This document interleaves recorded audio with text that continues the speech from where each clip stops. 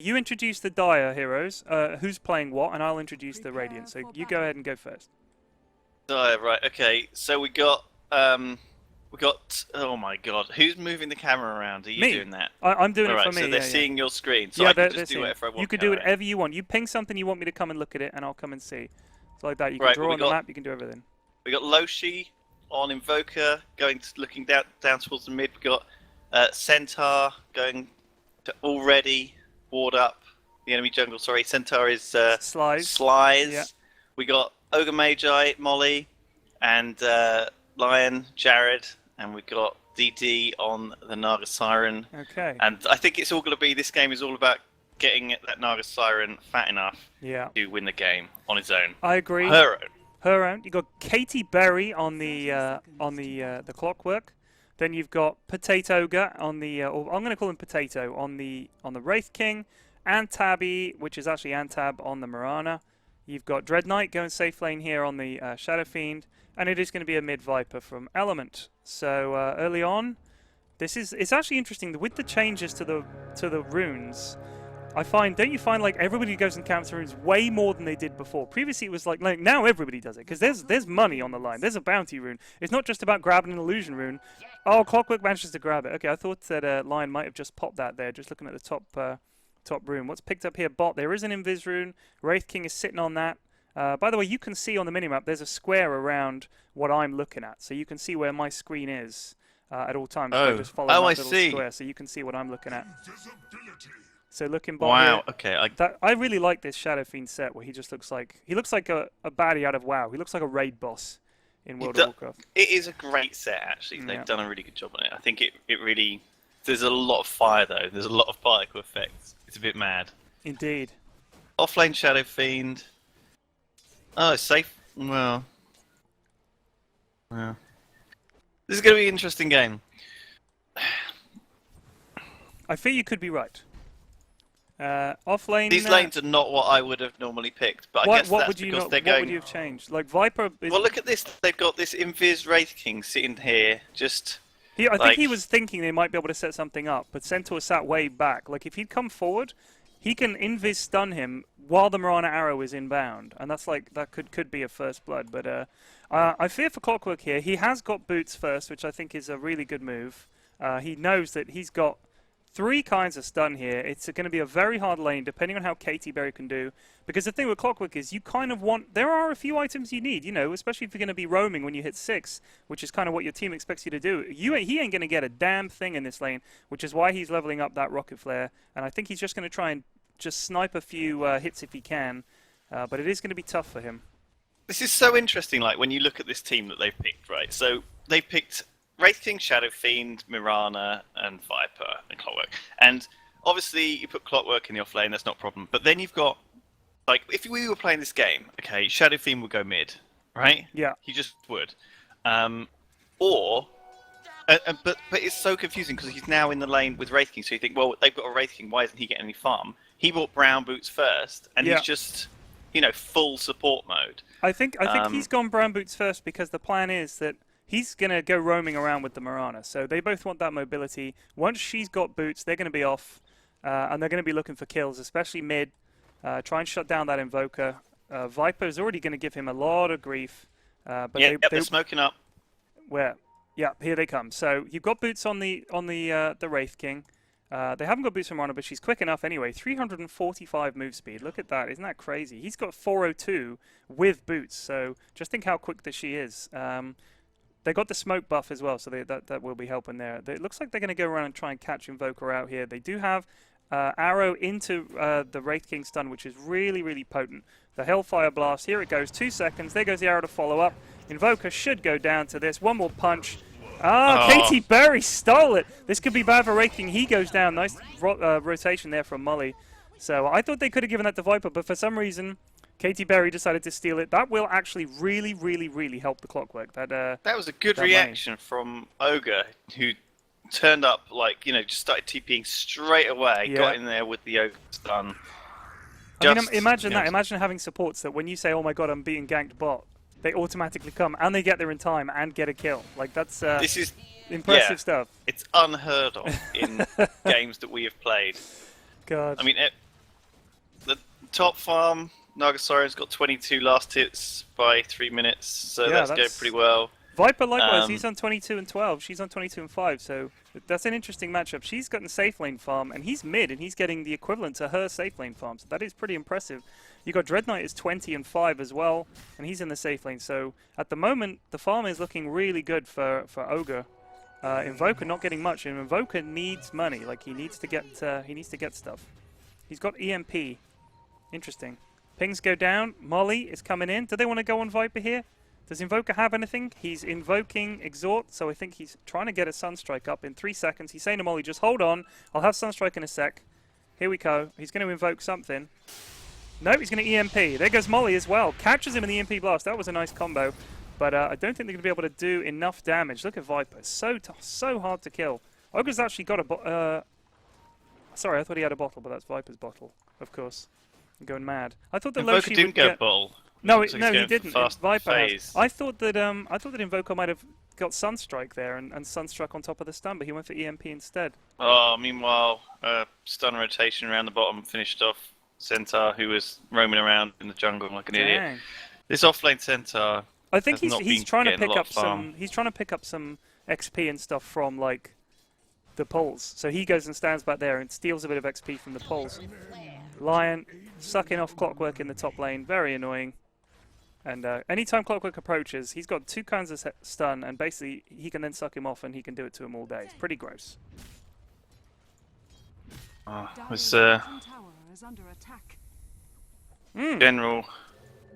general lack of action around the map at the moment. Viper just died. How did he die? How did I miss that I kill? don't know. Every time I look at one lane, there's a very quick kill in another lane. Let's just keep an eye top here. Oh, there's possible rotation here. Centaur come around the side. They're putting a lot of beef down on this tower. There's too much happening now. But once they start 5-manning, it'll be easier. There is action bottom. They don't get a stun. Just pushing them off the tower a bit. Yeah. Giving them some room to escape. He doesn't have much mana now. He does have a clarity potion though, so he might be able to piss them off a little bit. Meanwhile, mid. Well, there's a bounty rune top. Viper's going to go and try and grab that. Or is he? No, he's thinking about it. He's not. I thought he was going to.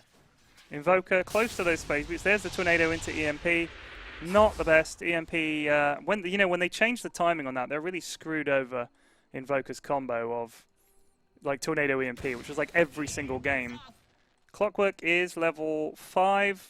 He's got nearly 1,200 gold. I wonder what he's going to get. I'm just keeping an eye on this Naga Siren. Got 1,800 gold already, so it's going to be just, I guess, Radiance first. Yeah, straight for the Radiance. Start pushing their towers and stuff with illusions.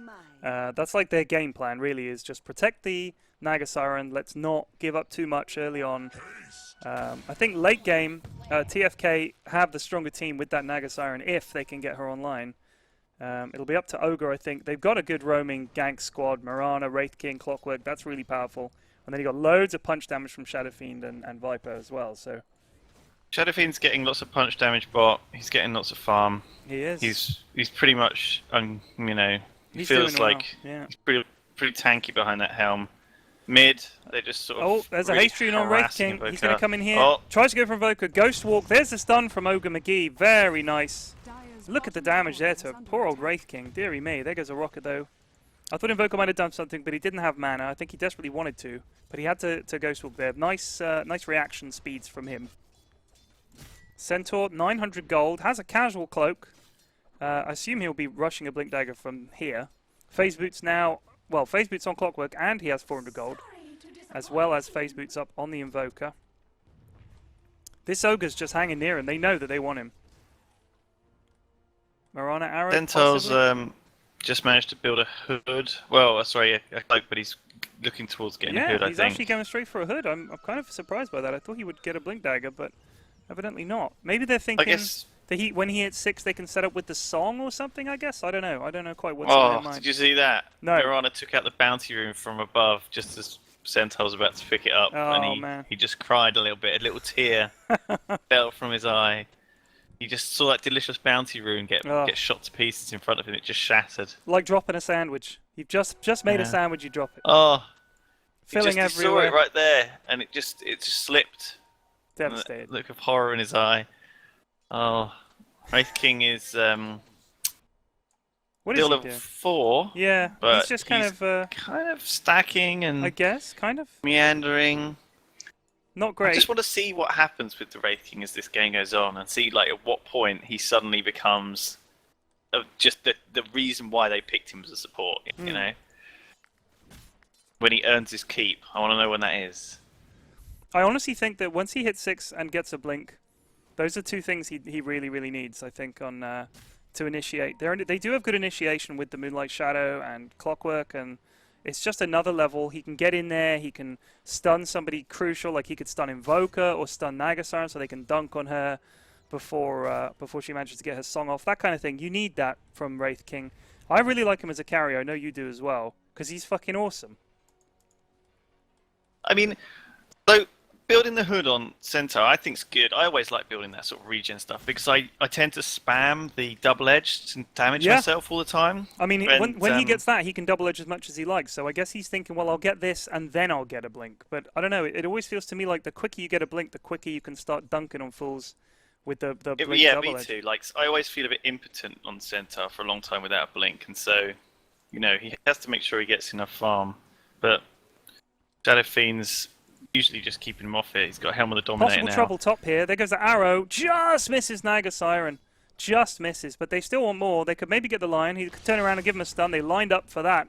Do they have hook shot? They do. I thought they might have initiated with the hook into an arrow, but instead they didn't. I don't know if that was a miscommunication or they just thought the arrow would land and then they could go on the Lion. I don't know what they were thinking, but Loshi really not getting much. 11 and 2. Compare that to Viper. 70 and 36. Just think about that. Unbelievable. And the Ogre is on 74. So Nagasiren's farming well, Centaur's farming well, but this Invoker ain't getting shit. Oh, they're going to go on Invoker mid probably here. The Lion put down a sentry wall behind his tower to like defend against Mirana ulting and them all stealthing up behind him.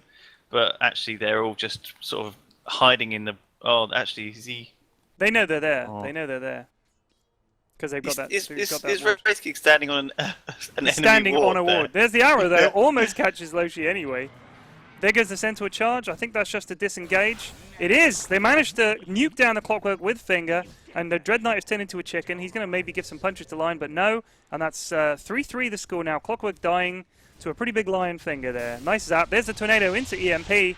Can they isolate the Viper? There's the stun. He's in. He took a couple of tower shots as well. He'll have to back off. Oh, Mirana hits Invoker. Just caught him. They can't go, but they can get the tower. Yeah, they can get this tower. They do have a glyph for this, but I don't think they're going to try and defend. They're just going to fall back.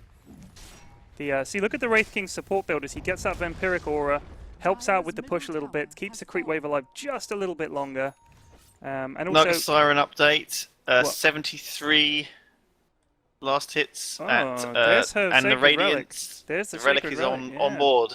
Very so nice. It's just another 1,300 gold or so until that Radiance. Yep, 12-minute relic, and she very wisely has spotted this rotation up here and has decided to go and farm bot, which is a really good move. Get away from everything. Look at these guys making their way mid to defend. And meanwhile, top, of course, you've got a pretty scary... Look at the courier is a hang-gliding fox. Is that a red panda or something? I think it's a red panda. It's a red panda. Oh, it's a lovely one. Adorable. Yeah, I like that one. That is flipping adorable. My kids would love that. If I hadn't barred them from the room. Look at that thing. Anyway, top. Naga is now uncontested bot, but she's a little bit wary. Yeah, Centaur needs to be careful here. He has got the cloak, so he's pretty tough, but Viper they are has a all DD. rotating top. Look at this mass exodus. Look at this. What can they do here? Smoke on the Wraith King, just in case. You've got the Clockwork round the back for the counter initiation. We do have Centaur charge. They're going to go for this. Here goes the Centaur charge. Centaur's not mucking around. No, he's going to go Centaur charge, and they're going to catch him out. There's two in here. In they go. Where's the Centaur charge? Nope, arrow. Catches Lion. Oh, no, the EMP, though, that does a fair old bit. Oh, it did hit Centaur, you're right. There's the charge. Wraith King has a stun. They're going to go on Centaur, maybe. Viper. Oh, my God. Oh, my God. Nobody's died yet. Unbelievable. There's a nice cogs. Traps in the Ogre McGee, and they all have to disengage. I thought the arrow would caught Lion, but he was just stood there. Getting hit by that Mirana arrow was a disaster. Yeah, he that couldn't really get in there. He couldn't use his stun. He couldn't lock him down. And he didn't die, so that's something. Nagasiren is going mid to push this back. 1,000 gold, so pretty close to Radiance. And they did manage to defend this top tier 1, because everybody's now fucking off. Dire's top tower is under attack. I don't know what to say really about that fight. Like Centaur picking the hood over the Blink, you know, Yep. it kept him alive. Yeah, but, it did, yeah. If he like, had Blink, it he would have meant got in that- there, yeah. And that fight could have gone a lot worse. They only lost Ogre, which is not like the end of the world. But Indeed. But as you say, could have gone better if he had the Blink. He could have charged into Initiate. They all could have run around like crazy fools. They It need to felt be like careful that- top. that- Look at this. I think they're it setting felt up. like They the don't have charge would be a lot sooner than it was. And now he's in trouble. Because, I mean, again, Blink is Yeah. good for aggression, but also it's good for getting the fuck mana. out. Yeah, and he's in big trouble in this now. case, Although there are he rotations has got a coming in. TP, so he's fine. I think they're just going to sit. The Invoker's like, I just want to get some farm while I can. He's got 1,100 gold. He's, I guess he's getting he's either getting a Yules or a 4-star. There's the Radiance, 14 minutes, Wow. 40. That That's is nice. pretty good. Yeah, that is nice. Oh, Invoker and going an down. Oh my god. Is that an Invis Dread Shadow Knight? Fiend. Invis Shadow Fiend, Dread Knight there, just coming in, grabbed an Invis rune, I guess, walked up, Yep. punched the Invoker down, and there is a rotation bot. There goes a Centaur charge. They can't get anything else. 3 TPs coming in there very quickly. 2 TPs, sorry. And Dread Knight will give them the fuck off. Meanwhile, top Nagasiren has that Radiance. yeah. Will now push this out. She's just gonna start sending the illusions off. There you go. She's just summoned them. She's gonna send one down there, one to jungle. There you go. And Yeah. they're just gonna, you know, push those lanes out really quickly, give her a whole lot of XP and gold. And But do you see really- what Ogre did there? Is they very quickly pushed everything back here. They got 3 towers as quick as they could. They don't even have a particularly strong, like, they don't have like a pushing team. They don't have like a Shadow Shaman or an Enigma or anything like that, but they just, oh goodness, Tornado into EMP. EMP sucks to be a Wraith King. Look at that, all his mana gone, almost all his health gone as well. They could go for something here. But Dread Knight, this is the problem. He's got bots and a Helm of the Dom at 15 minutes. That's a spicy meatball. That is a really good level of farm. 124 last hits in 16 minutes. That's pretty fucking good. And When the he kills. was, I mean, we're talking about a safe lane Shadow Fiend here. Yep. So I mean, this is like he's in the number 1 position, I guess, on this team. But I mean, they have some other decent like items on the rest of their team, but it seems like mainly like I mean, even Viper picked up a mech. He now and I has a guess he's now Crystallis going as for well. a- He has a Crystallis. Going So for an Ags next? no, or- no. The Shadow Fiend has a Crystallis. He's flying it out right now. So he's going for a Daedalus. He's gonna punch like a truck, and that is scary. He already hits for 180. So once that gets there, he's going to be hitting for over 200 plus crit chance. That is really, really scary. And he's fairly tanky. He's got 16 armor. He's got a reasonable team behind him. This is the great thing about Clockwork and indeed Wraith King is that they can get in there and keep that distance so that Shadow Fiend can just stand at the back, punching people, raising people. How's Nagasiren doing? Where is she? She's back at base. They need to defend this. I don't think they can afford to lose too many other towers. But you've got Antab waiting in the wings and Clockwork. They could go on this Invoker if they can get a latch. Oh my god. Oh, Wraith. Oh, Shadow Fiend just TP spot. He's like, nope, not having it. I'm he's just like, gonna I'm get some gonna more go farm. farm. Screw you guys. Centaur's sort of waiting in the jungle here to see if he can pounce on someone, but he can't do anything on his own. Naga's just sending the illusions off, just getting a lot of farm very quickly. Invoker's No, only level 8. So we were talking about being like under-leveled or whatever. He's level 8. Shadow Fiend is level 13. That's pretty Well, scary. yeah, so Viper's getting an Axe and he's already got mech. He was mid against Invoker. Yeah. He's level 11. He's done much better out of that. And I mean, with a mech, he's fucking tanky as hell. He's got 1400 health at level 11, which is pretty good. But You know. Dread Knight, Oh, they're going Moonlight on, Shadow, do Shadow they have any Fiend. reveal? The stomp misses and Dread Knight just gives them the walk around. Look at this. That was great. Not one, That no, was- no dust, no sentries. If you're gonna gank him on a team with Mirana, you've got to. Actually, Lion has a sentry, didn't use it. Meanwhile, top, they don't have any reveal for the Invoker. No. Double lack of reveal. Well, This is that's like an our even team. trade. Yeah. Oh, and here comes Nagasiren There's the song. with the big silence. That'll let the TP come in. Here comes Centaur. He's going to stun 2. Nope. They're going to go after Clockwork. Oh my goodness, that was a bit of miscommunication there. I thought Centaur was going Oh. to stop and catch 2. I think Viper's going to live. He has bottle. Yeah, they're all going to live. They are. Just giving the punches. In comes Ogre around the back. This is a turnaround. Well, they get one. They get the Lion. He gets the finger off. Does a decent amount of damage to Antep. He burns down to the Ogre Acid. And now they're going to get top tower. I really thought Centaur was going to stun too there. I'm not sure why he backed up.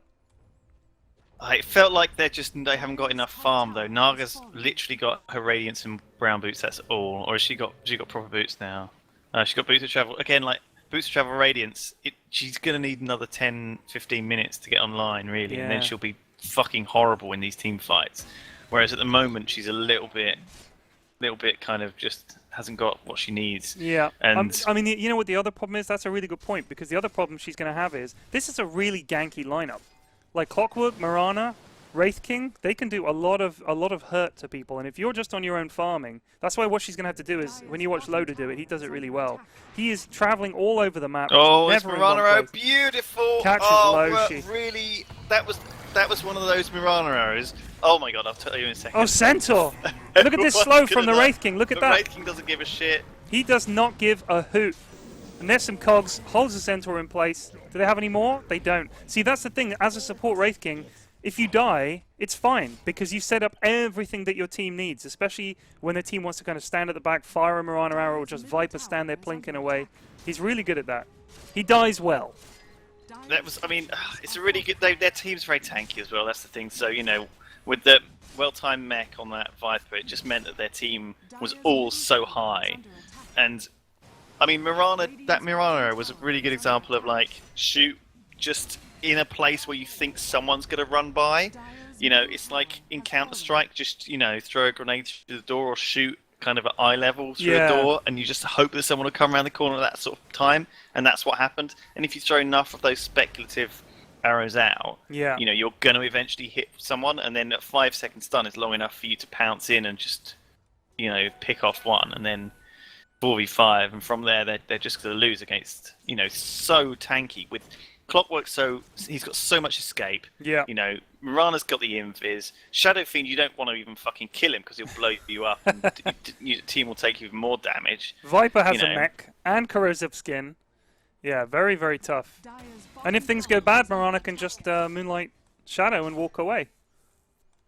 Oh, and they're just going to go 5-man now. Or 4-man at least. Leave Naga to push. They're going to try and get this mid. Is there a rotation here? They're going to get a tier 2. There's the Moonlight Shadow. This is a good idea. Oh, around the side. Very aggressive defense. God, Viper's got a DD. There's an arrow. Catches Lion. Starstorm as well. Gets spun by the tornado there. Is there a Clockwork? Clockwork can catch them maybe. Mirana's coming in. She's going to chase down Invoker. He's invoked Ghost Walk and he's away. There's a sentry. They're going to chase him down. One more punch. This could be. Now he's away. He's out. Centaur just desperately farming. He's gone full pipe. He's skipped Blink entirely. I still think that, like, you know, this is Naga's game to lose now. Like, if Naga can get a bit more farm, she's already got another 2,800 gold. You know, a couple of items well picked will start turning around these team fights. You know, a good song in, line up the ults properly, and you know, they're going to go get Roshan. They're going to go get Roshan right now. You know, the thing is that the song is basically, I mean, look at the cooldown on song. Okay, it's only once he gets to the next level, it's only a minute. So let's say that you're defending high ground, and they try to come up. You've got song. You walk up. Everybody gets in position. Invoker can get his shit down. EMP. You know, they do have options, and they do have possibilities. I think, especially if they can interrupt this, that would be really big. There's a ward there. There's a rocket has spotted them. They can definitely do this, Roche. There's no way they can contest this. This is a really smart Roche, actually. And I think they need it.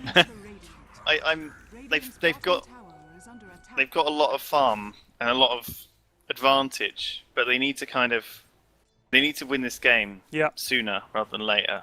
Just looking at net worth, it's a good catch up now from the Naga. She's at 11,000. She's actually overtaken Dread Knight in last hits, but because she hasn't got any kills or anything like that, she's not actually ahead of him in terms of net worth. Also, it depends. She's been, you know, what kind of creep she's been getting, but that's like you said. If she can get some more moolah, she's got a Yasha. She's still got 1,500 gold. She's got those bots. They can defend this, I think, even though they've got the Aegis. It needs to be a really good song. they've taken down all the outer towers. They're like, look, we need to probably just see if we can have a poke and see what they're going to do to us. If they get a lucky arrow or, the fight goes well, then they can capitalize and just take racks. God, that Viper ult was from a mile away. That's just gross. And look at Invoker's almost dead already. In goes the arrow, has caught him. There's the charge from Centaur. Nice slows. There's the tornado as well. They didn't want that. Dread Knight goes down. Aegis popped very quickly. Do they sing now? Do they sing and set it up? Yes. No, here it comes. Here it comes. There's the song. Right. So they're using it to back out by the looks. They're not actually using it aggressively. They defended. Yeah, but they defended. That's all they needed to do. They popped the Aegis, and they managed to defend. They lost Lion, but they did save their racks. I think that Ogre are just going to come right back at them. They need to be careful. Look at that stun and the damage. Viper there. Do they have anything? Wraith King is. There's a tornado. That's nice. EMP. Aggressive. Oh, Dread Knight. He hits so hard. He hits so fucking hard. Yeah, he popped a BKB to avoid that EMP, though. He did. That was like necessary. And they're going to go for the tower. There goes a TP from Centaur straight in. If they catch the clock. That's pretty ballsy. Oh, that is so much damage from Dread. Kills Centaur very, very quickly. Tower's still alive. They're still so aggressive. They need to be, though. They know that they got no mana on Viper. If they could get the mech up, that would really help. In goes another net, catches Dread. If they can kill him, that would be huge. He is low. He is low. Nice stun and the tornado. Oh, there's Clock dead. Yeah, Clock dies. That's nice actually. They lost the tower, but they didn't lose the racks. They did defend quite well. Yeah, I mean, the EMP is just going off there. And Wraith Knight is literally just a cannon. I mean, he's literally standing in the back, firing Wraith Fire Blast on the 7-second cooldown. That's all he's doing. And, I mean, that's all he needs to do, because if he can stop someone long enough for, Dread Knight to just hit him with 3 auto attacks, then that guy's dead. Yeah. But I think that they're so sneaky, and the Invoker keeps, throwing people up in the air and stuff, and, Centaur finally getting in and actually doing some stuns and using his skills. Yeah. And the nets were helping as well to keep people back. It was for sure. It was a team defense, but they knew that they had to, and it's bought them the time they need to get even more farm on this Naga. He's used leap. There goes the net. That was such an the net didn't charge. quite catch him. It was. They almost caught him. They just couldn't quite get there. The net. He kept going to cast it, and the Mirana would just be out of range. This is actually a big problem now. The Naga Siren is. She's getting the items that she needs. Once she gets her Lincolns, which I think is what she might be getting next. Oh, no, she's getting a Manta, of course. Yeah, she's getting a Manta. Yeah, look at that. Radiance Manta. I mean, this is a threat now. This is a pretty big threat. As long as, that just gives them such power to defend. I thought she might have got a Lincolns because there's so many, you've got the arrow and you've got the Hellfire Blast, like you said, all the time. I don't know if Lincolns blocks Viper's ult. I guess it does. But I think it just Illusions is right. Like you said, she's just needs to push the waves. Look at this. She's pushed this all the way out to here with an illusion. And they've got on her. They think this is her. They used hookshot and everything. I mean, this is a situation where the team, the damage dealer on the team is Dread Knight, right? That he is the only person who actually does any damage, really. Wraith King is not doing any damage. He's got a Blink Dagger and some armor, that's all. Viper, he's got a lot of debuffs, but unless someone gets low, he's not going to be able to do anything, really. So he has to kind of focus fire with Dread Knight. Yeah. And then, Clockwork's a kind of interrupt you, really. He doesn't, on his own, do as much damage as...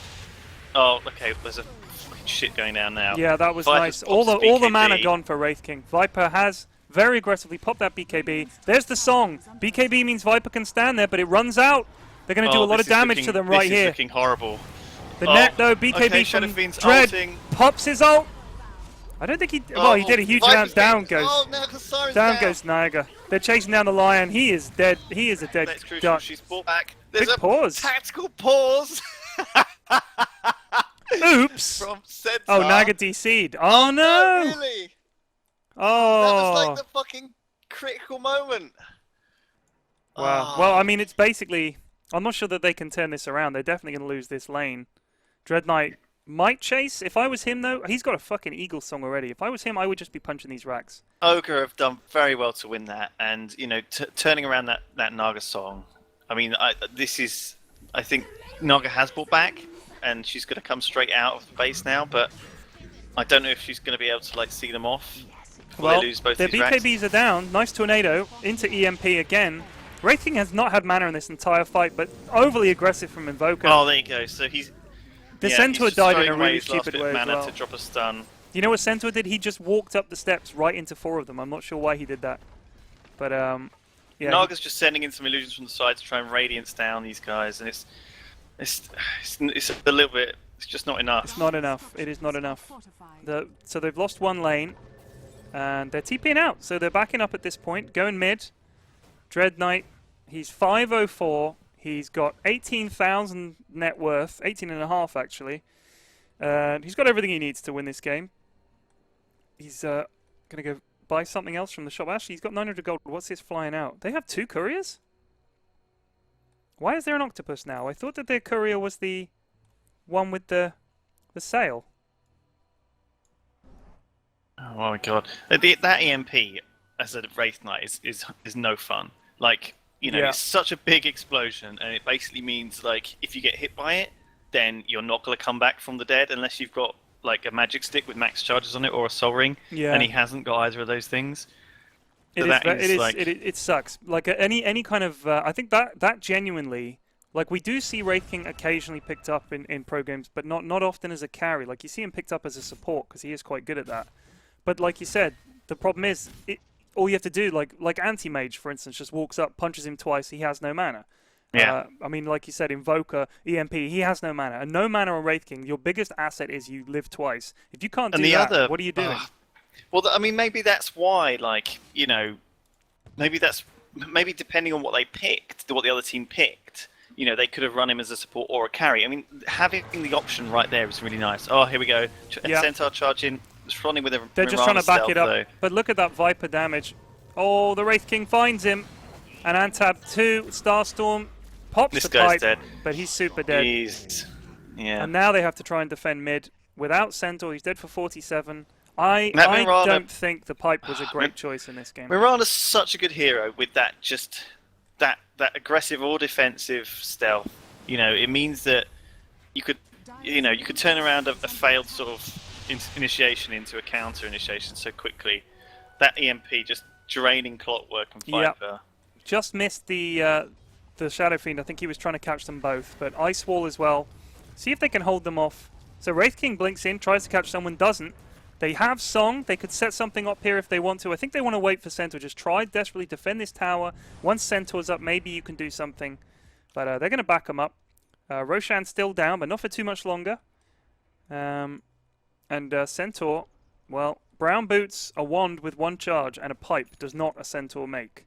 I think he should have stopped at the hood, got a blink, he could have got out of that. I mean, for instance, when he died right here, he sees the Viper, he doesn't want to fight, he can blink away. Instead, he has to fight. There's a Tornado, only catches creeps. Viper, though, he might be in trouble. There's a nice multicast. Dread Knight right in the middle of them. Oh, look at this. Wraith King, well, he's going to come back. He has the mana for it, but they're focusing the wrong guy. Oh, yeah, look at that. As he There's comes the back, song, just to set it up. They Though, don't have their they BKBs. They use Wraith Knight as kind of like an AoE slow, though. They run him in, they want him to die, and then it's almost like Warlock's slow, you know, because they've got that 3 or 4 seconds just to dive in to and get away. Well, there's a you second can land lane. a Mirana arrow into that. You know, there's a great opportunity to do things with that, and you know, Wraith King doesn't give a shit because he's a support. Yeah.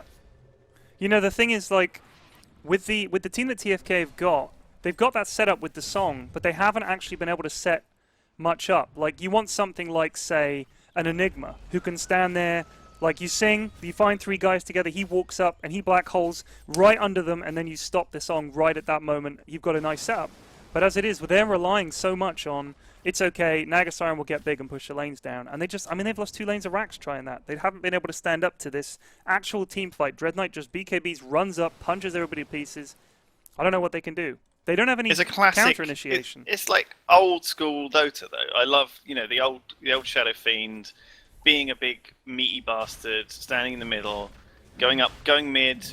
You know, but he didn't go mid. He was number 1. He's the carry. He hits so hard though. Look how huge terrifying. he is. He's got a Daedalus and an Aegis and a fucking Butterfly. This guy is a god at this point. He hits a 350 per auto attack. Think about Lion has 800 health. He can like 3-shot Lion. If he gets a crit, he can 2-shot him. Really, really. Oh my god. So they're gonna these get caught guys out. like Ogre are just. But there's an arrow. Is it going to catch? It's- Oh, nicely no. dodged. There's the Oh, Viper but the strike. Invis Viper comes in. Tornado just Oh, catches missed Viper, just but he's fine. okay. Yeah, They can just this run is up. going to be another case where they're literally going to hammer on the front door, and they've taken down 2 sets of racks. They are literally just like, it's like going mining. They're just going to dig away. They've done it this whole game. You know, they took one lane of towers, another lane of towers, another lane of towers, one set of racks, next set of racks, and this is the third one they're going to take. And look, I mean, Dread Knight doesn't really even care. He's just going to hammer on it a little bit, get it a bit low. They're being very methodical. Edging towards their target. If they can get a few seconds of of auto attacks on the tower, they're going to take it. Yeah. And they're gonna, another arrow. Oh no, she just dodging that one. I think that would have been an easy up there. They would have just charged up there. There's the ice wall, Naga's slowing them having down to run a little away bit. to defend, and then Viper's just coming in. Yeah. I think Viper's damage works on towers, on buildings as well. The burn? I don't know. The bonus damage based on how much health's missing. I think so. What, the nether top? Well, maybe not. Maybe only units. Half damage to creeps and buildings. So there you go. It is still pretty good. There's another arrow. These, like you said, these probing arrows just forcing them back. They have to stand really far back. They've also got the clockwork to consider. That is a nice tornado EMP. Takes a lot of mana off Dread. It's just the barracks up now. Yeah. Viper's throwing out some Viper strikes just to slow their auto attacks. They're just buying time for Dread. Bigger Centaur. There's the song to set up. They catch 3. But it doesn't catch Viper, and Viper's just going to freely attack Centaur. Oh dear. Oh, look at this that Viper just running around tearing people to pieces. I don't know if they can do much here. Oh, there's a finger on clock. Does absolutely nothing. It didn't even like... Didn't register. Did not register. He didn't even stop in his tracks. There's that and pipe. He's got a pipe, so he takes gone. nothing. This is a GG. Mirana's I don't know if that's gonna the get end. taken out, but it doesn't matter. I think that might be game 1. I'm not sure. I think it's GG. Well done, GG. Yeah, GG. Radiant victory. What game?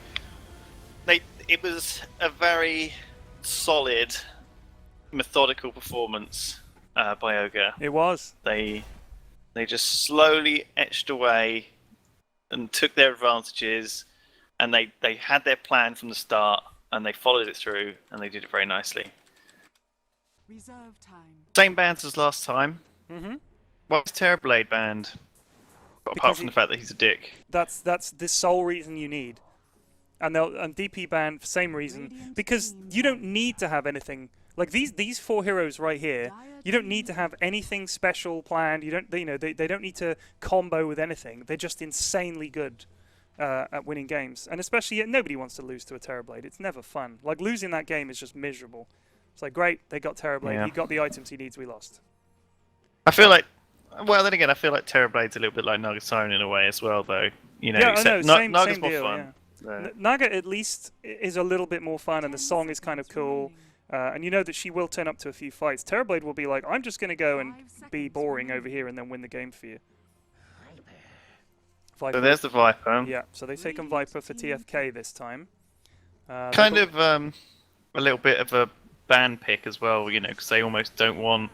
There's your setup. Okay, exact same plan Yeah. from It Ogre. worked last time. They are like, we know how to roam around as this pair, therefore we're just going to do exactly the same as last time. And the other think about this, right? They don't have to play him as a support here. This is why when you pick him first with so many combos with, it's like, okay, so they're going to play him as a support again, but they could easily pick like a Bane 4th pick. And then you think, wait, so are they putting the Wraith King as... Do you know what I mean? Like Mirana could go off lane, or she could go roaming. Wraith can go support, or he can go main. Like, and that's why it's a good pick, open. I think. Yeah, it because leaves it open. you know it means that TFK have to think, how do I counter this Wraith King? Do we have to, or is he just going to be an annoying, dick in the back throwing stuns? Yeah, Lycan here. Lycan, so this TFK they obviously like to have.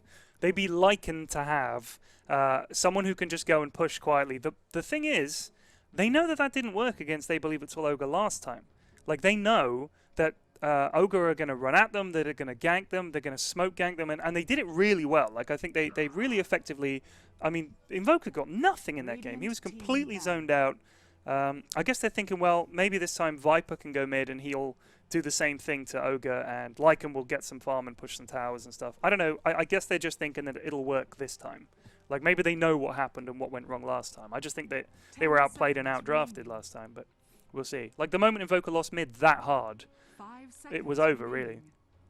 Do you think Wraith King looks like he's crying a bit? He looks, yeah, he does. He sort of winces, and then a bit of ghostly stuff goes out of his eyes at that same moment. Look, he sort of goes, "Ooh." His eyebrows sort of crease. He misses his old He model. does. So Lycan, right? Is he now good? Well, because he used to be very good, but I mean, is he still good? Well, the thing with Shapeshift is that now, like, you used to be able to just mash it and run away, right? So it's like really easy. Whereas now there's a slight cast time on it. He's still pretty good. I mean, you don't see him like he used to be for a long time before 682.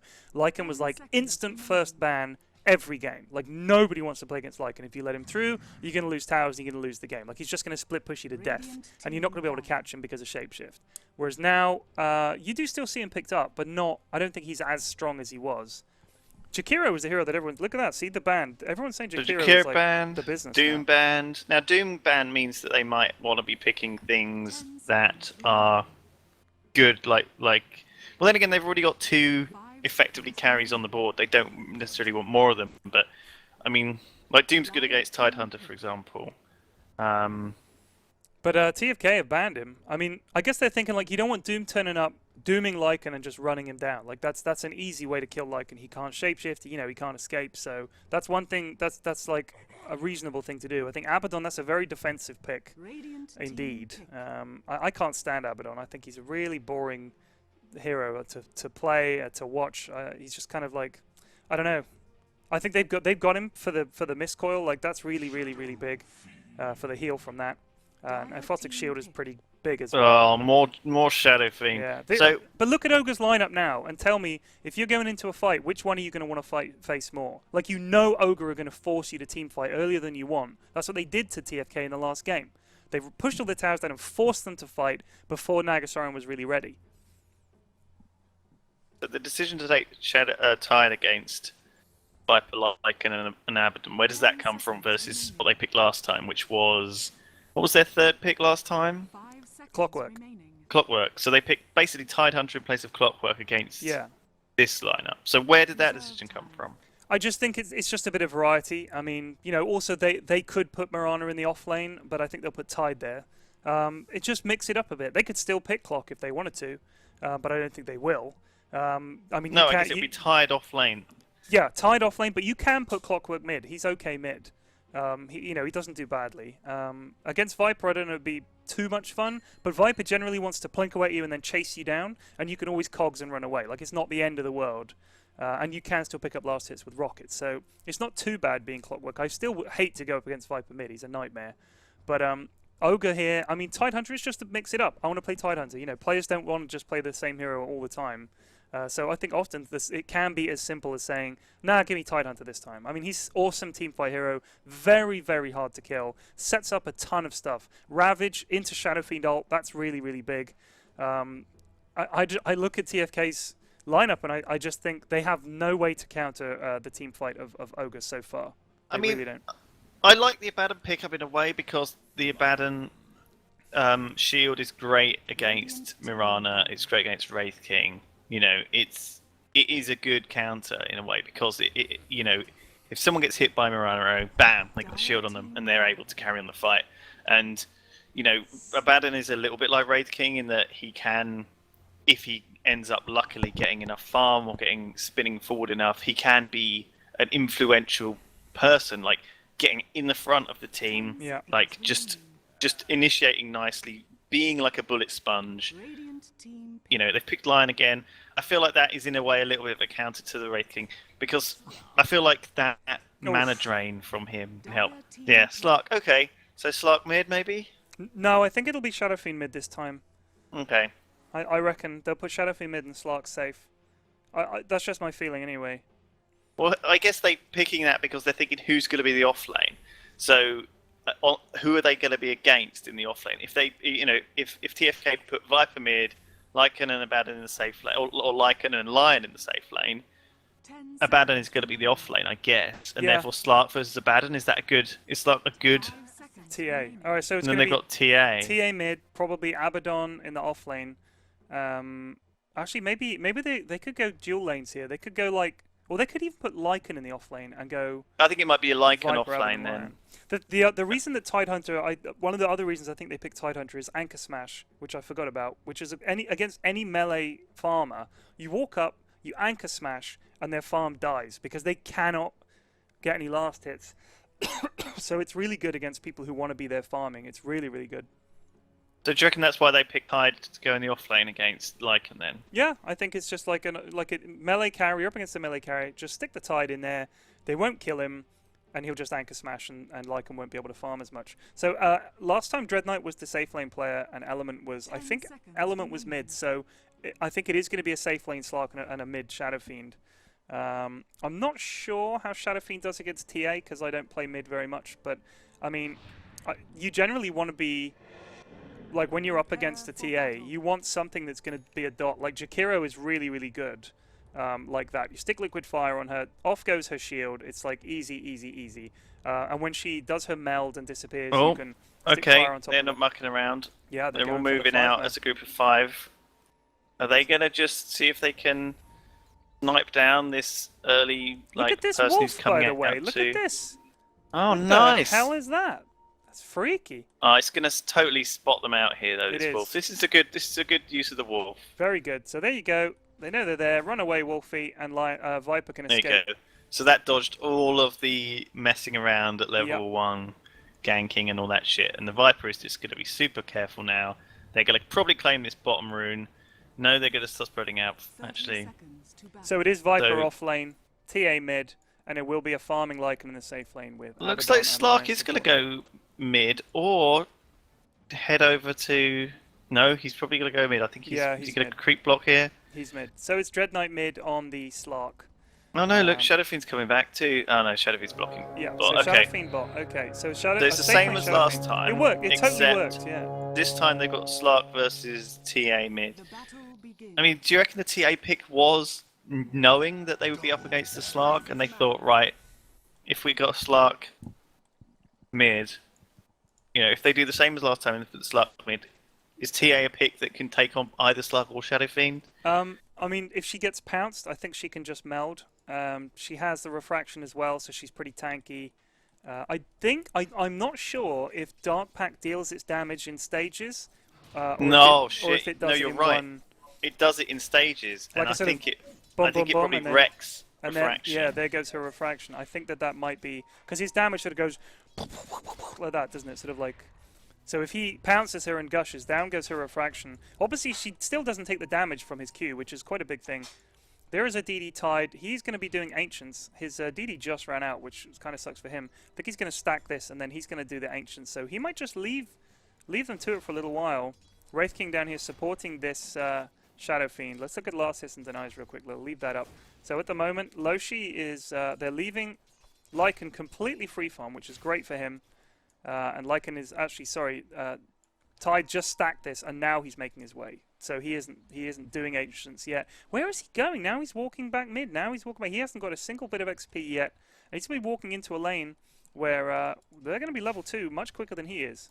Very early bottles in mid. TA's got a bottle already, and so has Slark. They both started with 2 branches, that's all. Yeah. 2 tangos off their team. Yeah. And then they just got that initial couple of 100 gold, 150 gold together. You've got Very early you've got to bottle. get that quick bottle. You've got to And get that quick bottle. Slark is getting harassed pretty good by TA actually here. Couple of wards down. Both of the wards for Dire are in the mid. Yeah. It doesn't look like... No, Radiant do have wards, but they're sort of...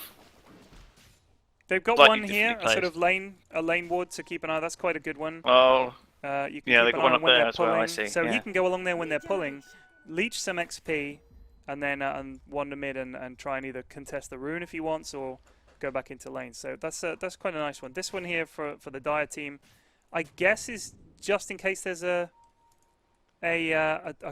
ward there of their own, because you often put one there as the offlaner, don't you, so that you can't get ganked as easily. So they are really looking for that, just in case. TA getting Shadow some Fiend. goose. He's doing his normal stuff, just Yeah, look at harassing that. Viper bot. Look at that, pushing him away. They couldn't get the stun down. I think if they'd stunned him further back from the tower, they could have punched him down, but Lion will just stand here and zone this Tide Hunter out. But look, this is another good thing about Tide. He's going to go over here and stack this again, and then start farming the Ancients. So even if things don't Oh my go gosh, they're brilliantly just for pushing him, through bot tower. Look at They this are, going look at on this Viper dive. right at the bottom. they've got him. Mirana's trying to There's get an the arrow. TP support. One more. There Down we he go. goes. First blood. And there goes a And nice... Shadowfiend isn't even scared of No, Abaddon. he's not scared at Abaddon. all. But look at this new path that there is through the Dire, sort of round the tower there. That it makes it so much easier to tower dive, and that's great. It Because really does, because they can almost completely bypass by cutting down one tree or even no trees. The whole thing. They can literally walk behind it without any hassle. Yeah, but I mean, it is. If you think about what you had at the Radiant side, you don't have that option at all. So if you dive, you've got No. this. They have added this route here, which takes you through the secret shop. But the Dire one seems to offer, because it's got this little exit here, and it's got more routes in and out. I think it's more powerful. What's up? It's very powerful, and it means that the off laner in down there is a lot more at risk, I'll stay. especially against a tri lane like this. Here we Yep. go. They're going in again. Going on Viper. Ranaro's getting ready. But look at that shield. Like you said, the Aphotic shield really strong. Viper able to actually turn around and give some Goose back again. They didn't pick up a kill there, so I think he's rotated here because he's like, well, I'm going to go help you. Dread Knight didn't get that rune. TA got it, I think. And The there's an tri lane all invis down bot. to like 200 hit points. Abaddon rotating mid to get the Invis rune, snagging that up. Slark and TA still just fighting out in mid. Yep. Slark's got 17 last hits, TA's got 17 last hits. They're both actually exactly the same at the moment. Lycan is on 24, Yep. Shadowfiend is on 20.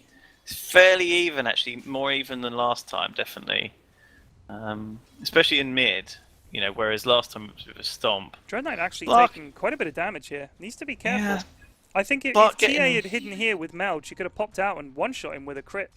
But she's got mana for it. He needs to be very careful. He's going to go bot. Slark's saying bot to get a rune that isn't No, there. yeah, it's not there. He It's knows not it's going not there. well. Not going well for Dread in terms of how strong he was as the Shadow Fiend. But So- he is level 6. He just got level 6, so Yeah. now he's going to stay in those trees, out of sight, and just once heal up. the lane is pushed, pick up a couple of last hits here and then back it up. And he doesn't even need to worry about it. That's the thing. When you're Slark, your healing when you're not visible is so high Yeah, it's that crazy. a couple of seconds out of sight, like now, he can just grab. Oh, there's a You know, pounce. he's catches actually the even just TA. going on her Do they straight have away the, and do using they have the the ult stun? to heal up. There's Dust. Stun. There's Dust. They got the arrow They to chase. TP'd in. Very nice. Exactly. So, he was on like 100 hit points, and he just headed in the trees, just behind his tower for a couple of seconds, just to get up to about 200. Oh. And then, TA thought, well, look, I've got Slark really low, his bottle's empty, I'll be able to kill him. And so she was hanging around, and then he just dived on her, used his ult, which obviously makes him invisible, and heals up while he's invisible. And so even when he popped out, he was still in such good shape Yeah. that she couldn't do anything about it. Very strong. He is one of the best tower divers in the game. One of the best sort of heroes for that. Just continual goose. Like if you watch a good player playing Slark, they'll come up here, kill, hit, and then they'll go round the side, and they'll be at full health by the time they get round to here, and then they can chase again. He's so good. Like the pounce is good. He runs so fast when he uses his ult. He's awesome. Really, really good ganking hero, and just fantastic all round. So he picks up the illusion rune, and he dropped the illusions off there, and now Katy he's Berry. sending himself Here he round. comes. Here he comes. And he's going to go for it. There's the. Oh, I thought See, they're Katy going to Berry think, might oh, cast is this an something. illusion? They're going to go on Lion. Nice He got, chickening. he got frogged, but Oh, he still he's caught landed by the the snarl. Oh no! Anchor smash. Yeah, That is it. easy pickup. That There's was that really rotation. easy. Lycan's got his So- Vlads. He does have Vlads. I wonder if he might chase him down. These wolves are actually quite a good way to chase the Slark down and prevent him being able to regen as easily. So he has to go all the way back. Abaddon's been spending this whole game trying to TP in to save people. He TP'd in to save TA and failed. He tried to TP in to Viper a couple of times, and I think he failed once to do that. He's got currently no items apart from a Tango and a Sal. You know what? He actually, if you look at, I just checked as well. If you check, he actually has boots on the courier. So They're on the he way, has but I luckily think got everyone boots, else has been using the courier so intensively that he's been barely able to actually get them. Yeah. So he must be feeling that a bit, but I guess his role really is just to sort of be there to keep people alive. Yeah. So He's the 5 in this game, 100%. Get a shield on him, miss coil, and then that's it. You know, you've done your job. I mean, he is quite good as a support because if you think about, like, he used to get played as a carry. Like, one of the things when he first came out, Shane was like, people try to play him as a carry, it never works because of course, you know, you run into a fight and. My God, Shadow Fiend has a Midas and is Oh, jeez. just so. I mean, that's so one cocky. more Oh, punch. he's nearly killing Viper though. One Mid, more though. auto Look at attack, this. and that Mid, probably would have TA. been it. There's that shield. There's the dust as well. They want to do some more. See, the Abaddon She's shield back. does It well. really does, yeah. It did work there. He used it well. He timed it nicely. That was back actually off. really good. Like you said, he's been TPing everywhere. He got in there, put the shield on TA. That bought her a lot of time. Now, I think that actually was, in retrospect, I was wrong. That is actually a really smart pick because you know they're going to roam and gank a lot, especially on mid, so he can TP and stick the shield down and save somebody. It is actually really, really strong. Good. Oh, this Shadow Fiend. like him. I can't believe he's got a mic. I mean, that's greed. That really is greed. But I think he's had less trouble this game. He's been less contested. Oh, there's a battle going on in mid though. Yeah. I think Wraith King might be Slark. dead, but Slark snared to Snark might pay for it. Oh, so Oh, Jesus close. Christ, he got out. And look at Lion that, he's was already 6 back there. up at like over 300, 400 Yeah, look health. at that. Like straight away. And he's It got his almost ult seems back like a up now as bottle well. on him is like overkill. I think it's for the mana really. It means Yeah, it can yeah. just be so kind of spammy because Pounce actually does use quite a bit of mana and the ult uses 120, so... Because you want to be spamming this up. You want to be getting in and out, ducking in and out. But Tide now has mana boots and is over halfway to Blink Dagger. There is a blink on Slark. That's nice for him. So now he will be able to catch people out. That's That's a good. strange item for Slark. But then again, like a lot of people don't use the Pounce as a kind of gap closer or a skill shot. They just want to blink in, You blink and do one pounce, melee yeah. attack and then hit Pounce, you know. Because you know they're going to dodge you, like, you know, when they're better players, you know they're going to be able to dodge you. A lot of people get Shadow Blade on him, but I don't know. There's that bot. So Viper, they went on Viper, managed to get a stun on him from, I think it was Wraith King, and Abaddon immediately there, ready to shield him up. Only level 5, has 150 gold. This guy's going to be poor the whole game. You don't see so many Shadow Blades in higher level games like as you do Blink Daggers. It seems like, you know, the Shadow Blade gets replaced by the Blink Dagger in a higher level game. Yeah. Like it used to be like the standard thing to buy on Nature's Prophet, and then just the Blink Dagger, everyone realised it was better, so no one ever buys a Shadow Blade on Nature's Prophet ever anymore.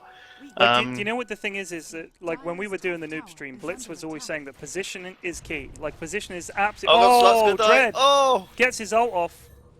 And in comes Wraith King, managed to get a stun. Look at that refraction. She is fine. Yeah. She is, I mean, she is it works also one of the so best well divers. against the rest of the team. That's the thing. Slark, it doesn't. The refraction. I don't actually know. We'll have to find out Yeah, whether we'll have to refraction see. does get fucked by Slark. But like against the rest of the team, it works very nicely. Like, you know, the other thing about the Blink, like Blitz always says that positioning is huge. Like, numbers, like, if 4v5, you can't fight. Like, if you get a pick-off, like, pick-offs are huge, but positioning is Slark king. blinks in. He's on. There it is. Oh, he's just going in for a little bit of harass. He doesn't even care if he can get a kill or not. Yeah. You know, he just thought maybe I can get this one guy on his own. This is You know, it costing turned him out in that there farm, were two though. guys there. This is costing him. He's only at 40. He does have his blink. That's great, but TA is... well, actually, TA is on the same level as farm as him. I thought he might have given her a bit more harassment than that, but he's he wouldn't mind some items, I'm fairly sure. Yeah, I mean, he's relying very heavily on that blink. You know, he needs backup as well. That's the thing. He can initiate with it, Yeah. but he needs someone there to follow up with a Mirana stun or a Wraith King stun. He needs someone behind him because he just can't put out the damage at the moment. Oh, top. But even just stealing a bit of There stealing might a few be a gank stats. coming around the side here. Look at this. There's a Ravage. Oh, tied. Catches 2. There goes Mirana as well, and Wraith King. Nice stun from Lion, and Viper comes in as well. Where's the Abaddon? They need that backup. There's the Abaddon. They're going to chase down the Wraith King. He is I think level they've gotta 4. get him. He's gonna drip to death. That was a Yeah. great rotation. He got mana drained as well by Lion, I think, so he couldn't come back up. Very nice. He was only level 4 anyway, so quick pause there. That gives me time to grab a beer. He's only level 4. He didn't even have an ult. Oh, I thought he was level 6. Oh, bloody hell. He's quite far behind. It's 12 minutes in. I'm surprised he's not level 6 by now. Even like with kind of a little bit of, you know, incidental farm. Damn. Shadow Fiend is got 2,000 gold, level 10. I don't know what he's gonna buy. Something bad. Shadow Fiend is looking really scary. Scarier than Lycan. Okay, hold on. I'm just talking to myself. It's fine. Oh, okay. I'm jealous of your beer, though. I don't have any actually. What? I have some whiskey. Oh, that's a bit early. Whiskey. Where's my whiskey? Hello. Oh, very strong stuff. This is actually going well. Yeah, this is a surprised. closer game, I think. So this, well, I mean, I was meaning the Shane tournament with playing it off of one guy's 4G phone. No, I think they sorted something else out. Oh, okay. I was going to say like 5 guys all plugged in, or 10 guys plugged into one phone, and then like Shane holding out the window. Like basically, that's what I envision. Yeah. This being like run on. But I guess this I'm on 0 now. Oh, they're Just talking packet about loss. packet loss, yeah. Yeah, packet loss is a problem actually. It's one of the biggest issues in this. Doors slamming up there, okay? I heard doors being slammed. Door slamming is my most fearful thing. When you got little kids. Yeah. No. Yeah, really, really. Can I have a massive glass full of ice? Thanks. What? Well, I need this in it. Yeah. Lottie, enough. Hannah's Give it getting a me a rest. giant glass of ice. Nice. So So I'll yeah. be crunching that. No. Anyway, so what Blitz was always saying about positioning is that the reason you see so many blink daggers picked up in pro games is because being out of position or in position basically wins the fight. Like, because you know they're going to disengage at exactly the right moment. Oh my god. The switching connections. In that case, let me just quickly run some of these Steel Series things that Shane wanted me to run, because they provided a bunch of stuff for the tournament. So just let me get this ready. Hold on, Lewis. What's the prize for the tournament? I don't know. Shane, give them a blowjob. It's all it's all loads of Steel Series gear. Oh right, oh okay. That's probably better than that blowjob off Shane. Yeah. Has he got a beard? Shane? No, he doesn't have a beard. No. Oh yeah, of course he doesn't. He's a big smooth face, smooth. Like a potato. round. He's like a He is. Nicely got that. Thank you. So there's one.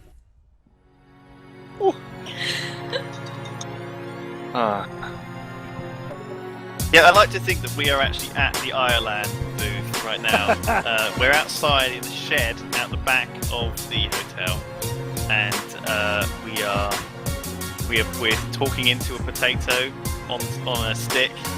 It's got holes punched in it. Dude, plugged in. the prize pool is €1,000 and Steel Series gear. No fucking way. Yeah. €1,000. Yeah.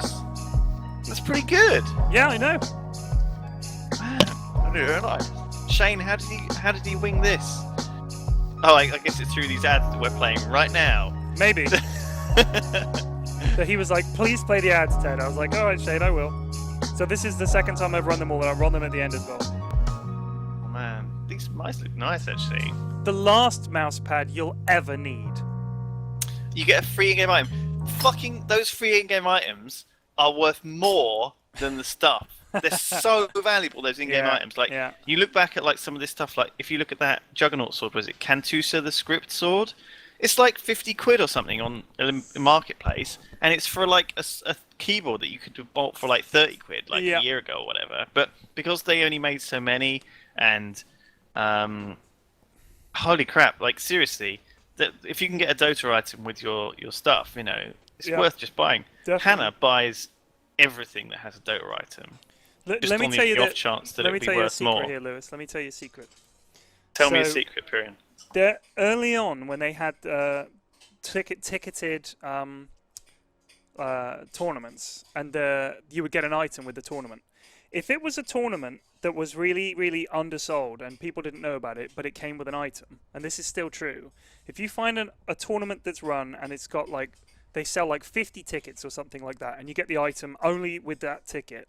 If you buy that item, it can be worth an absolute fortune. Now, there was, I think it was called the War Dog, which is not an uncommon courier, but if you had the version that had an uncommon effect on it, it was worth a fortune. I can't remember the how defense much it sold. too. The defense too.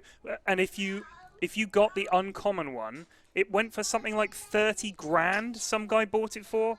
Some rich idiot like spent 30 grand on the War Dog just because he could. How mental is that? Is not mental at all, because I was playing WoW today, Right. and I was looking at like the mounts, right? And they're adding a new. There's a thing in World of Warcraft where it's like a collecty mount thing, and if you have like 250 mounts, right, then you get an extra mount, and it's like a ridiculous mount, but it's like such a show-off thing to have, right? Mounts, they're really show-offy, and you know, you just whenever you're idling in like town, you're on your flying mount, like flapping away. Right. People go, "Oh, nice mount," and you're like, "Oh, I'm the coolest." Anyway, so basically, I was looking to get like collect all the mounts, and some of these mounts came from such odd places, like the old World of Warcraft trading game made by some guys, and they cancelled it because it was like crap. You know, it was done really badly. It was sort of tie-in, but they managed to get a bunch of mounts on the trading game, and some of them are worth literally like 500 quid. Jesus. It's amazing, like for a card, for literally a card. I mean, That's crazy. Magic the Gathering is similar, but not quite to that extreme. You know? How rare are the rarest Magic the Gathering cards? Because I do play Magic the Gathering occasionally. I quite like the game. Magic the Gathering, most expensive cards. It's the Black Lotus, and there was a recent mint one sold, I think, for about $20,000. Wow. I So think. there's one on here for 3 grand. What is the Black Lotus? I bet it's rubbish as well. Black Lotus was one of the very... Well, the thing is, these cards are not legal to play in most formats anymore. They're just very rare, because a lot of them... There's a bunch of lands that are really expensive, and there's a bunch of... Oh, man, I could talk about this fucking stuff for ages, man. I love Magic the Gathering. It's such a nerdy thing. I was telling you about this, though, like yesterday. Yeah. About how the guys that play it are like a very special breed. They really are. Black Lotus price. There you go. Yeah, 27,300. Yeah, Jesus. Yeah. So like, those things are very sought after, but they're legendary. And like, even 15 or 20 years ago, when I first heard of Magic the Gathering, you know, the Black Lotus was really expensive and really rare and really sought after. You know, Right. because it's just kind of just got worse in the last 15 or 20 years, because there was only sort of limited amount made. I was watching this video on YouTube of a guy who opened like a old pack, and We're he ready was to like, go, by the way. Oh, fucking awesome. They were waiting on us. What? They were He was asking us, opening are you like guys ready? We were too busy talking about Magic the We're Bloody ready. Gathering. Alright, forget it. Magic the Gathering. Right. Anyway, he opened up a Black Lotus and he found it, and he basically shat himself. God. And it was very funny. Because he's like winning the jackpot. Yeah, Jesus. there were only 1,200 of them or something like that. Think how many of them ended up in some nerd's basement and then just got water damaged, or his mum threw it out. Yeah, or they just played with it. How heinous is that? Viper We got on the DC. pause. Your girls are smashing stuff up in the background. What are you doing? We got The some iPad? shit going on top. It was over there earlier. I think she might have taken it upstairs. Who pinged that? What we pinging? I was pinging Tide because he's got his blink dagger. He's going to go back and get it. All right. So we got. Where were we? We're we're 12 minutes in. Yep. 4-1. Slark and TA are pretty much well balanced. Shadow Fiend's doing a very good job bot. Lyca's doing a pretty good job top as well. He's also got a kill. So Lyca's doing good. Yeah. I think the TA has been a big difference from them, because she can get the farm that Invoker couldn't. If you think about the last game, Invoker was zoned out completely. He basically just had to run away. Viper just every time Invoker came up to try and get something. And that's why I was kind of surprised he stuck with Tornado EMP. I thought he might have gone for the Forged Spirits or something like that and tried to get some last hits when he could, but he didn't. I was surprised by that. Okay. Oh my god. So we had the Wraith King die just now, because I thought, I was like, oh, he must have had his mana drain, but no. He wasn't even level 6. 12.5 minutes in. Yep. Shadow Fiend sitting on over 2,000 gold. No, he just spent it. He's bought a Helm of the Dominator. Nice. Look at this. Look at this TP in, and he doesn't give a hoot. And now Lycan's going to come down here and mess with him. I think Lycan's thinking, well, if we cannot give Shadow Fiend a free tower, so I'll rotate down did he just here. Midas one of his dogs? I think he did. Did he really? That is a nice anti-dog glove. That's like a dog handling glove. He might. I think if he Midas one and helms the other one, he might want to helm this other one. Can you helm the dogs? I'm not sure you can you? I don't know, maybe. I guess you can. It's worth I don't asking. see why not. I look forward to seeing it. I think that might be one of the reasons he's picked it up. But I think he picked it up last game. Non-hero, non-ancient target. So yeah, it should work. So, Lycan summons both of his dogs. One gets Midas, one gets captured. Do you remember when everybody got Midases for about 2 or 3 months? Oh, goodness. Oh, TA's thinking about going around the back. When everybody would get Midases, someone like Chen or Enchantress would run into the fight with an army, and they would just get destroyed by Midases. It was like Midas gaming. This is a big push on top tower. You've got Abaddon, Lion, and Viper. They're all committing to this. Coming around the side is the TA. Catches tied with a trap, but he's just able to blink away. If he hadn't got his blink delivered just a few seconds earlier, that would have been good night. 2 wolves on the tower. Lycan on the tower. This is big, and Viper's rotating, but look at this! This is the response from Ogre. They're going to go and look at this, the TP from Viper. He TP'd right into an arrow. That was bad. That was a disaster. They get the tower, the Slark pounce misses. Slark shapeshift, Lycan's shapeshifts, and he's going to give this lane a bit more of a push. That was a nice trade actually for TFK. They did lose Viper, but they did get this top tower. They didn't lose their tier 2. TA is rotated down here now, pops drums. She's going to try and catch him. He's going to TP out, and he will easily make it. Dire's bottom tower is under attack. Oh my god. That's one thing they're lacking in, actually. The only stun that they have in the game is Lion. If you compare that with Ogre, they've got stun from 1, 2 heroes, plus you've got the Ravage, plus you've got Pounce. I don't know if Pounce interrupts teleport, so I'll ask chat that one. I can't remember if it does. I think Shadow Fiend just picked up a blink. Blinking or teleporting can break the leash, so you can teleport.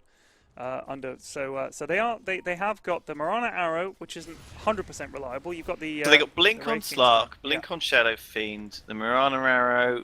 So I guess Rating's going to pick up a blink too. I mean, if he's going by last time, and then they're going to have Tidy who has his blink. Wow, that's a blink lot of central, setup. like that's 4 blinks on this team, and then they've got the Mirana ult to move them in and out. This is pretty scary. It is, but the problem is the TFK then have to try and counter. Who do you stun first? So who do you stun first? If you're TFK, Tide blinks in. Who are you stunning as your matter of like got to stop this guy? They've got the whole team coming. Let's find out much. because they've Moonlight Shadows. They're going to get blink ravaged right now. Slark if they is group getting up. really lined up. That's a Viper caught with the snare. He's not. Here comes the blink anywhere. ravage. Catches 3. Very nice from Katie Berry. Stood at the back. The big mech though, that on Viper healed for a lot, but it wasn't enough to keep him alive or alive. Might save. Did you see the patience there from the Tide? He waited, like they went on the Viper and they committed to saving. They committed to saving Viper, thinking maybe we can help him. Didn't realize you had the blink Tide round the corner. It was really nice timing. He just waited. It was like a second wave of stuns. That's why I like to have lots of stuns. You want to stack them up, especially an AoE thing like Ravage. It was really patient. Arrow just catches. Oh, that arrow, beautiful hit. Going into Pounce, into Pounce, the explosion. Lion is another in big stun trouble on too. Lion. He's just dead as soon as he came back up. Big pause. Oh my god, Abaddon's dead here as well since his ult's down. Lycan's on his own at the bottom. He might want to push this tower, but no. I mean, I think Abaddon's he will. dead. Shapeshift is up. He's got Necro. He's got Necro. He's got Netbook 2 actually. The recipe is there, so I think he's just going to push. But they know this. Like Ogre know that this is what TFK want to do. This is obviously how they like to play with a split push who runs off on their own. But honestly, with the lineup they've got, like TA, Viper, they're okay. But I just think like the Lion just gets taken out in both the games so far, and pretty much every fight, Lion barely gets a spell off.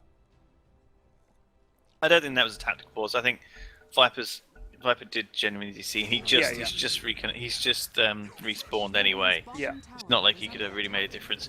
Ogre going to take this mid tower. Lycan's probably not going to be able to take this bottom tower now. Tide's turned up, so he's running away.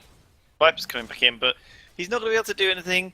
And they're really far behind now. I mean, in the last 4 minutes, we've had 6 kills, and Look at the on graph. Ogre, Look at the and graph. it's just gone fucking mad. We're Like, 16 minutes in, and they're up But- by over 7.5k gold and up by nearly 10k it's a XP. little bit like a timing push, though, for me. Like in a way, like playing StarCraft. Like when you get certain items, when you get certain buildings, when you get like they all got their blinks online, and they were like, right, let's go and take advantage of the fact that they don't know we all have blinks, and they did that team fight with the Ravage. It was absolutely decimating. Yeah.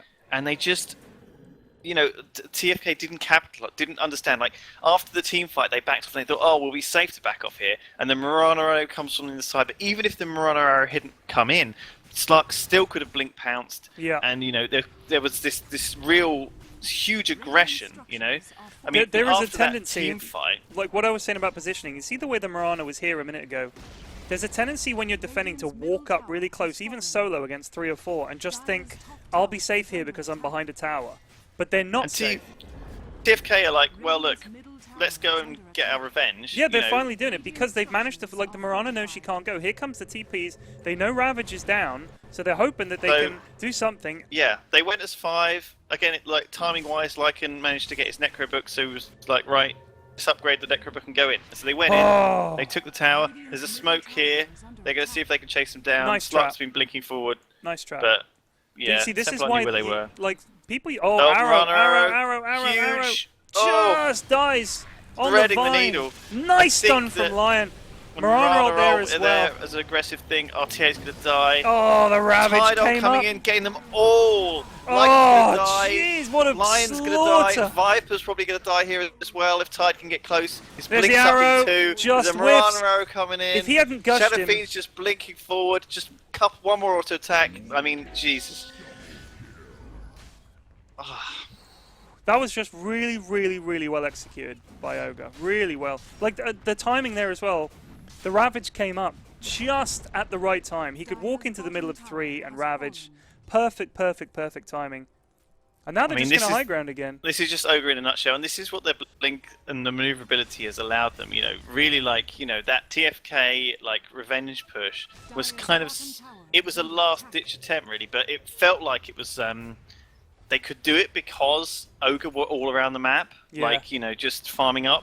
And so when they all came back together, though, all of a sudden, I mean, they just got to. I can't believe they caught up so quickly either. But that's it what is that's those those blinks. You It's know, the blinks. Like they you've just got ran Slark and straight Wraith through King. here. Yeah. You know, they had. I mean, the Mirana came and didn't hit anyone, but had it done, it would have been even more of a stomp.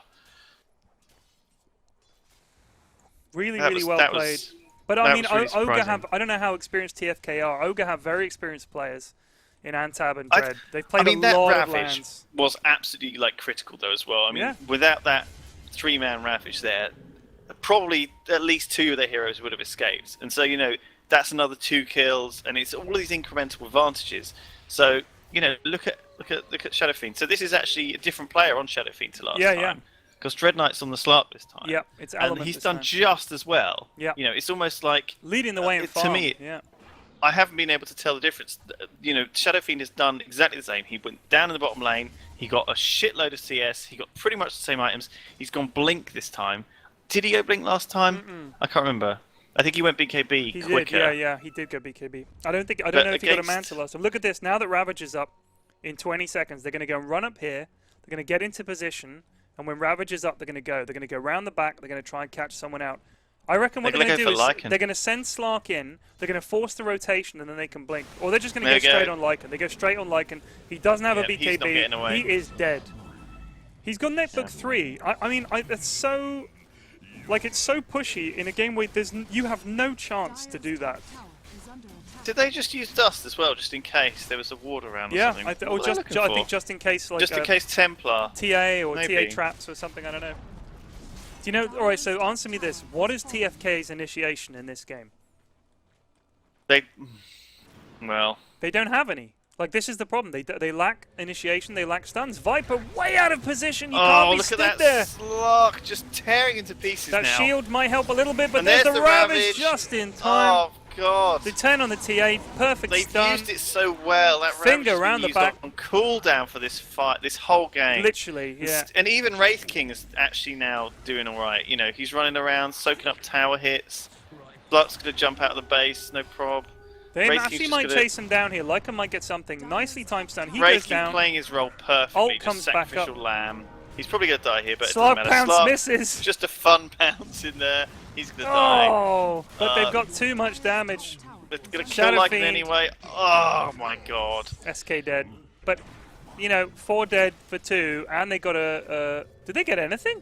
They didn't get anything. any buildings. They just ran at them instead.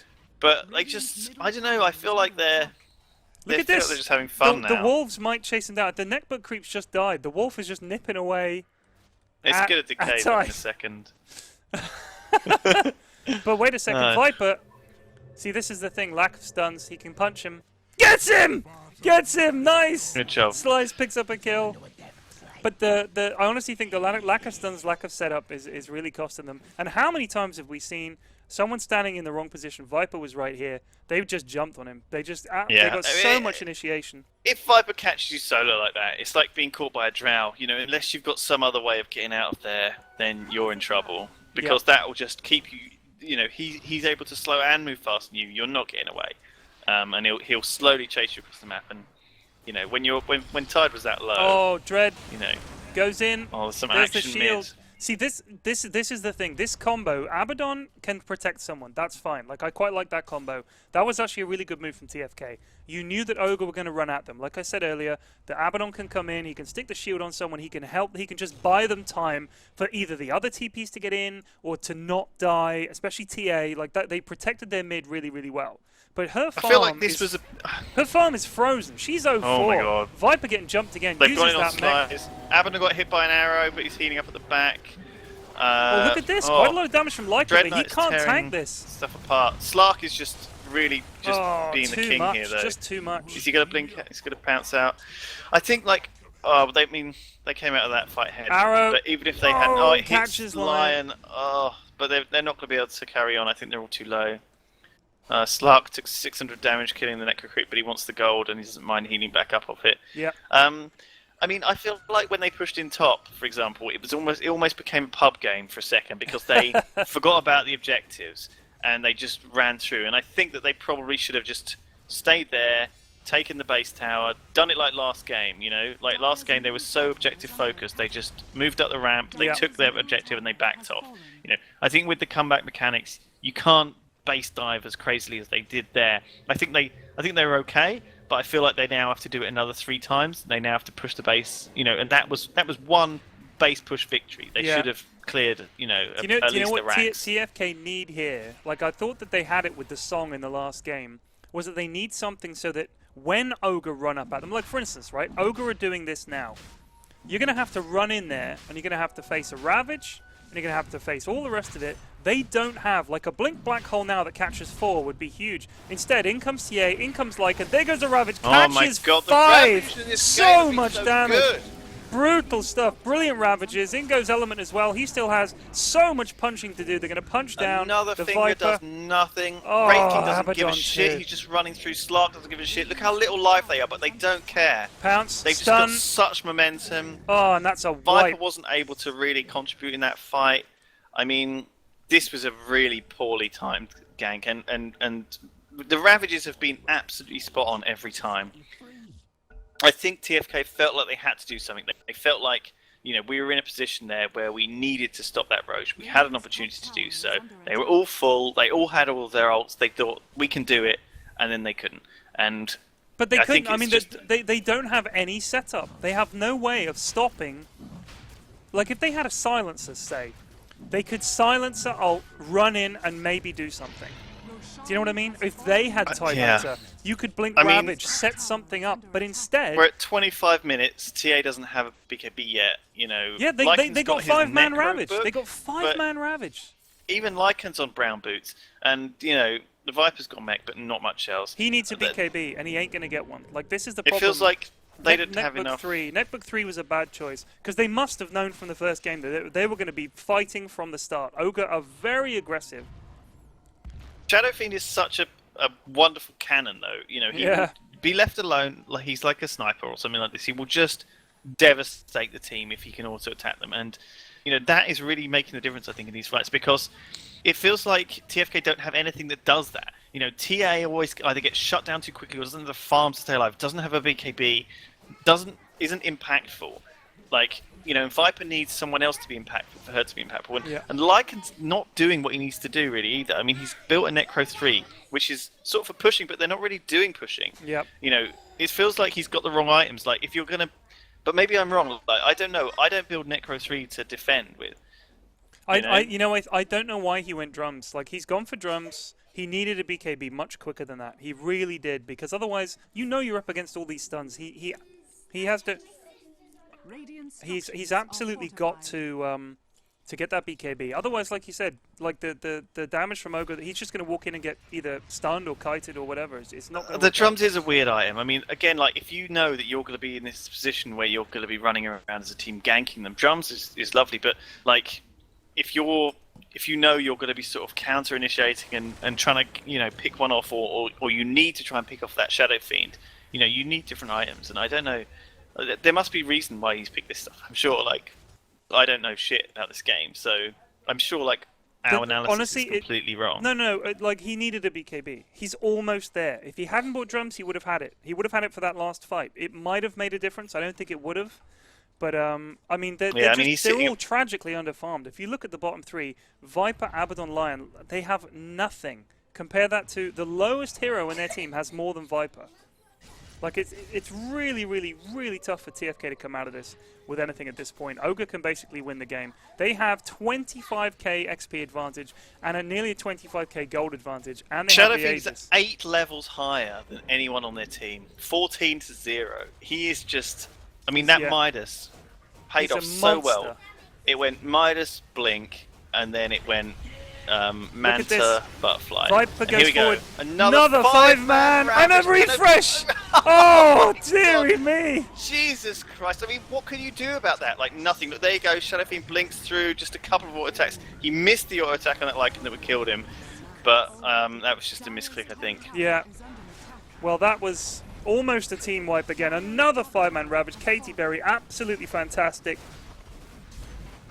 I think he might have refreshed Ravaged a little early. It does stun for 2 seconds. It looked like they were back-to-back to me. Oh, Lycan, why? GG called. GG. Well, that was a really good final, and I think they had to fight it to the end. And I think it was, it was well fought by TFK. Yeah. But Ogre very dominant. Oh man, their strategy of just the Shadow Fiend and the Blinks and the Mirana Wraith King combo. You know, it was their little pocket strat, and it worked so nicely in both games. It really did. They got that mobility. They always had that initiation. In that fight, it was Tidehunter. In the previous game, it was Clockwork, and you know you could always set something up. You had that setup. You had the stuns. Stuns win games, and I think that Ogre had the better draft both times. Yeah. Anyway, so that was ireLAN Grand Finals, won by Dread Knight and Antab's team, which was It's All Ogre, or It Ain't Over Till It's Ogre. I can't remember what it was. Something with Ogre anyway. They won it. So Team Ogre. Team Ogre, yeah. I'm just going to run the Steel Series promos one more time, but and then I'm going to have some dinner, and then I'll be streaming later. You up for some dotes later? I am always up for dotes. I knew it. I knew it. Right, here are the Steel Series promos. Thanks for joining me, Who's Lewis. the MVP from that game, do you think? From that last game or from the whole series? From game 1, I think it was Dread Knight. I liked his Shadow Fiend. Yeah, his Shadow Fiend was legit. He was very memorable. But I think Viper did really well. He shut down that Invoker. That was pretty huge too. In that game, 2 5-man Ravages. You can't knock that. That's huge. No. His Ravages were just incredible, so MVP tied. Yeah. Alright, good. Well, I'll see you later, Pyrion. Alright, buddy. Thanks for casting with me. Talk to you soon. Bye. Peace.